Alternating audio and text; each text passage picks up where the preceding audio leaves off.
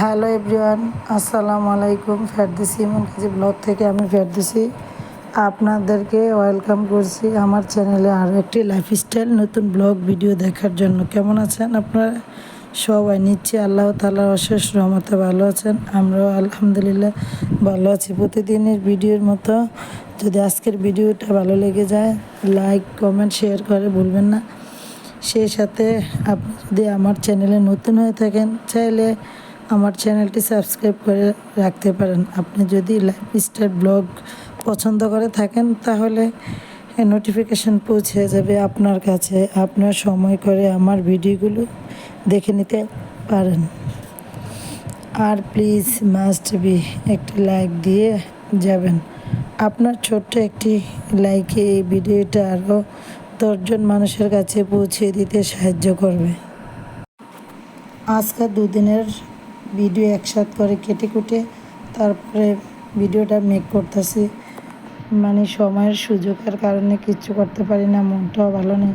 মানুষের সাহায্য যতই করি, মানুষের এত কিছু করে মানুষের মন পাইতে অনেক কষ্ট, মানুষের মন পাওয়াই যায় না। অনেক কষ্ট করতেছি, কিন্তু মানুষের জন্য যতই করি, মানুষ ক্ষণিকের জন্য মনে রাখে, তারপরে মনে রাখে না।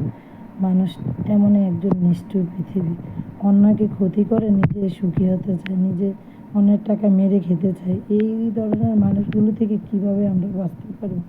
এগুলো থেকে বাঁচার কী উপায় আছে? মানুষকে যত সহযোগিতা করে তাকে গাধা থেকে উঠে উপরে আনতে চায়, মানুষ ওই গাধা আমাদেরকেই উল্টো ফেলে দেয়। এমনই মানুষগুলো, যতই মানুষকে সহযোগিতা করি, মানুষ উল্টোটা করে। এই পৃথিবীতে কেউ এত কিছু করে না, আমরা যেরকম মানুষের জন্য করি, কিন্তু মানুষ আমাদের জন্য উল্টোটা করে। এমন এই পৃথিবীতে আছি। এখানে কথা বলতে বলতে অনেক কথাই বলে ফেললাম। আর দুদিনের সময়ের জন্য একসাথে 2 দিনের ব্লগগুলো ক্যামেরাবন্দি করে তারপরে খুঁটিনাটি কাজগুলো আপনাদের মাঝে শেয়ার করতেছি। মেধা নয়, তোমাকে হতে হবে জঘন্য রকমের জেদি, কারণ সব মেধাবীরা সফল হয় না, আর কোনো জেদি মানুষই ব্যর্থ হয় না। অসত্যের পথে সফল হয় না, হওয়ার চেয়ে সত্যের পথে ব্যর্থ হওয়া অনেক ভালো। সফলতা তাদের কাছেই ধরা দেয় যারা এর সন্ধানে সর্বদা ব্যস্ত থাকে। সফলতা মানে উৎসাহ না, হারিয়ে একটার পর একটা ব্যর্থতাকে পরাজয় করা যায়। আপনার কাছে যদি দক্ষতা আর চেষ্টা থাকে, তাহলে সফলতা শুধু সময়ের ব্যাপার। সফলতা আপনার দিকে এগিয়ে আসবে না, আপনাকেই সফলতার দিকে এগিয়ে যেতে হবে। আপনার সন্তানের সফলতা চাইলে ব্যর্থতার পরিবর্তে মাছ ধরতে শেখান। সফলতা চাই আপনাকে সামনে আসা সব চ্যালেঞ্জের মোকাবেলা করতে হবে। বেছে বেছে চ্যালেঞ্জগুলো নেওয়া যাবে না। ব্যর্থ হওয়ার নানা উপায় আছে, কিন্তু সফলতা হওয়ার উপায় একটি, আর তা হলো কঠোর পরিশ্রম করা। মানুষ তখনই জিতে যায় যখন হেরে যাওয়ার ভয় থাকে আর হতাশ করে না। তুমি সফল হলে তোমার ছেঁড়া জামাটা ইতিহাস, আর তুমি ব্যর্থ হলে তোমার স্যুট পরাটা উপহাস। মানুষ এখন মানুষের সফলতার চেয়েও অন্যের অন্যের সফলতা দেখে নিজে হিংসে মরে, সে ব্যর্থতা হয়। নিজে তো সফলতা হতেই চায় না, সে আরও ব্যর্থতা হয় অন্যের সফলতা দেখে। এমন কিছু মানুষের মাঝে আমরা বসবাস করি, কিন্তু বুঝতে পারি না। যারা একদিন পায়ের দিকে চেয়ে কথা বলতে পারে না, তারা একদিন চোখের দিকে চেয়ে কথা বলে। এমন পর্যায়ে মানুষ একদিন চলে যায়। যে মানুষগুলোর জন্য আপনার সারাদিন খাটবেন, কষ্ট করবেন, তারাই আপনাকে কটু কথা শোনাবে। 10 জন মানুষের কাছে আপনার মানহানি সম্মান নষ্ট করবে, তারাই আপনার কাছে ভালো সাজবে, তারাই আপনার কাছে ভালো থাকতে চাইবে। যারা আপনার ক্ষতি করে, তারাই আপনার কাছে ঘুরে ঘুরে আসবে। এখানে আমি কথা বলতে বলতে আমার অনেক কাজগুলো গুছিয়ে নিলাম। কষ্টের কথা বলি, কত কষ্টের কথাই আছে, কিছু মানসিক, কিছু শারীরিক, কিছু নিজের ব্যক্তিগত, আর কিছু মানুষের কষ্ট। এরকম জীবন আমাদের। আস্তে আস্তে দেখি আপনাদের মাঝে ভালো না লাগলে শেয়ার করব, একটু একটু করে ভাগাভাগি করবো, আপনারা শুনবেন, দেখবেন, দেখি কার কেমন লাগে কমেন্ট করে জানাবেন।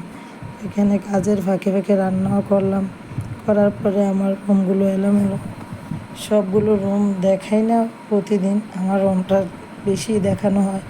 আমার রুমটাকে আমি প্রতিদিনই মুছতে হয় ধুলোবালু নিয়ে। পরিষ্কার থাকলে সারাদিন কাজ করার পরেও যদি আপনার মানে আপনার ঘরটার দিকে তাকান, তখন মনের ভিতরে একটা প্রশান্তি আসে, সারাদিনের কষ্টগুলো কেটে যায়। আপনার এই পরিষ্কার পরিচ্ছন্নতা আপনার ঘরটার যদি আপনার চোখে পড়ে, আপনার মনের মতো হয়। এখানে আমার ফার্নিচারগুলো একদিন পর পর বা 2 দিন পর পরে মুছি, তারপর গোলাপানি হাতায় গ্লাসের ভিতরে যেখানে হাত দিয়ে এখানে গোল হয়ে যায়, তুলো আলু পরে, এভাবেই পরিষ্কার করতে হয়।